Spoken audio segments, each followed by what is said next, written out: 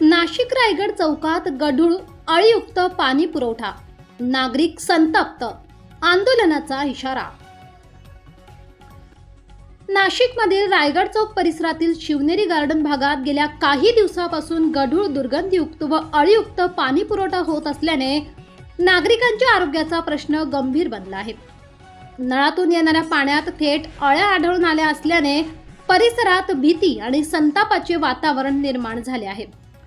स्थानिक नागरिकांनी अनेक वेळा महापालिकेच्या पाणी पुरवठा विभागाकडे तक्रारी करूनही परिस्थितीत कोणताही बदल झालेला नाही। अधिकाऱ्यांकडून केवळ उडवाउडवीची उत्तरे मिळत असल्याचा आरोप नागरिकांनी केलाय।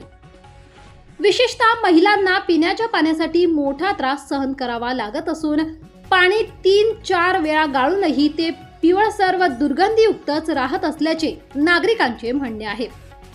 या दूषित पाण्यामुळे अनेक जण आजारी पडत असल्याची धक्कादायक बाब समोर आली आहे। दरम्यान प्रशासनाच्या निष्क्रियतेमुळे नागरिकांमध्ये तीव्र नाराजी पसरली आहे। दूषित पाण्यामुळे साथीचे आजार पसरले तर जबाबदार कोण, असा सवालही नागरिकांनी उपस्थित केलाय। या संदर्भात पाणी पुरवठा विभागाचे अधिकारी निकम यांच्याशी संपर्क साधला असता त्यांनी काम करून देण्याचे आश्वासन दिले, मात्र प्रत्यक्षात कोणतीही कारवाई झालेली नाही। छावा क्रांतीवीर सेनेचे नाशिक महानगर प्रमुख योगेश गांगुर्डे यांनी सांगितले की शहरात ठिकठिकाणी खड्डे व फुटलेल्या ड्रेनेज लाईनमुळे पाणी दूषित होत असावे। समस्या तातडीने सोडवली नाही तर येत्या 2 दिवसात महापालिकेसमोर दूषित पाणी घेऊन तीव्र आंदोलन छेडण्यात येईल, असा इशारा त्यांनी यावेळी दिलाय।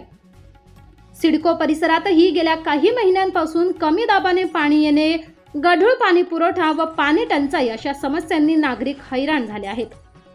महापालिका प्रशासनाने तात्काळ लक्ष देऊन स्वच्छ व सुरक्षित पाणी पुरवठा करावा, अशी जोरदार मागणी नागरिकांकडून करण्यात येत आहे। S9 TV न्यूज प्रतिनिधी योगेश गांगुर्डे, नाशिक। आपल्या चॅनलला नक्की सबस्क्राइब करा, बेल आयकॉन दाबायला विसरू नका।